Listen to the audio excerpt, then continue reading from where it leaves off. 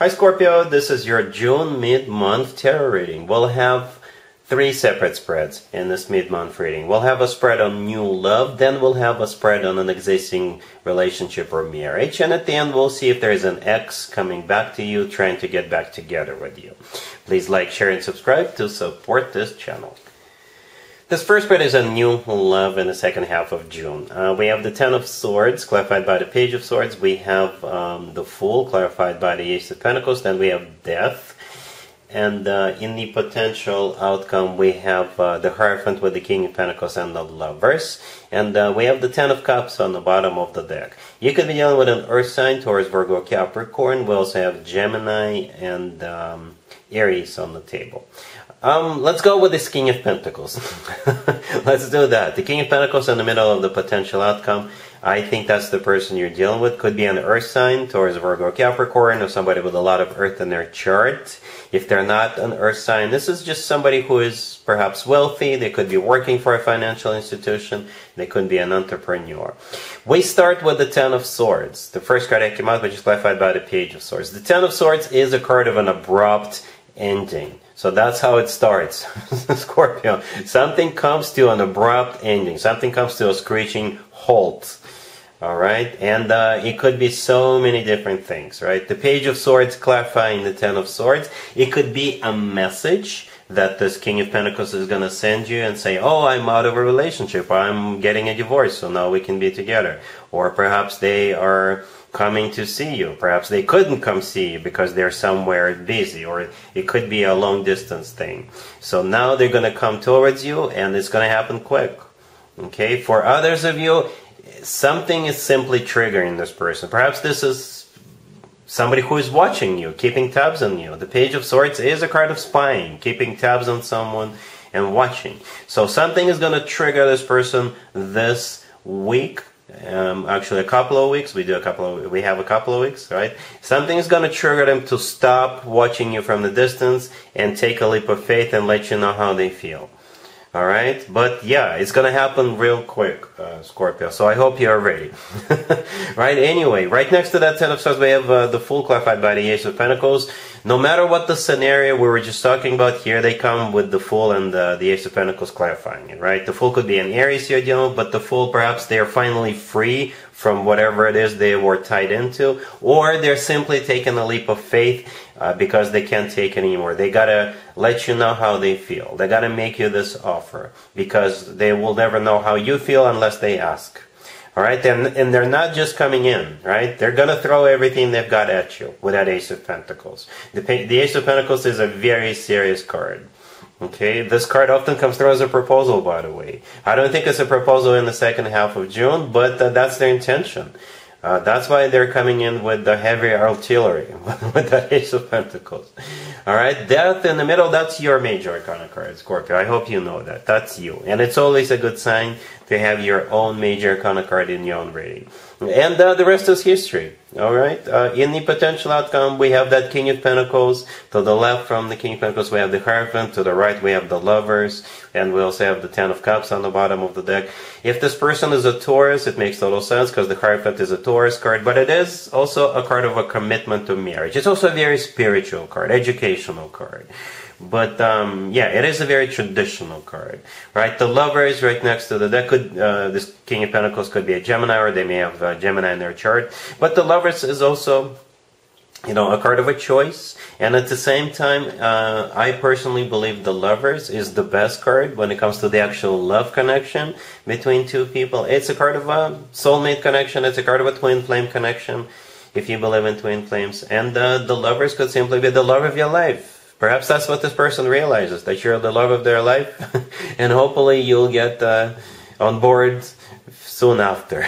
Okay, the Ten of Cups on the bottom of the deck, right? Technically, this is the second commitment and marriage card, because the Hierophant, like I said, is either a Taurus or a commitment and marriage card. And with the Ten of Cups, you know, everybody's happy. It's actually called the Happily Ever After card. It's a family card. It's one of the best cards when it comes to emotionally fulfilling relationships or marriages. Alright, so I do see you guys committing to each other. But again, just to recap, something comes to an abrupt ending, to a screeching halt, and that kind of launches this whole thing, right? They're coming towards you, they're taking a leap of faith, or they're liberated from something, and they will make sure you understand just how serious they are about you with that Ace of Pentacles, you know. They're not coming towards you with a knight or something like that. There's nothing wrong with coming towards anybody with a knight, but the Ace of Pentacles is as serious as it gets. Alright, Scorpio, really happy for you. Congratulations.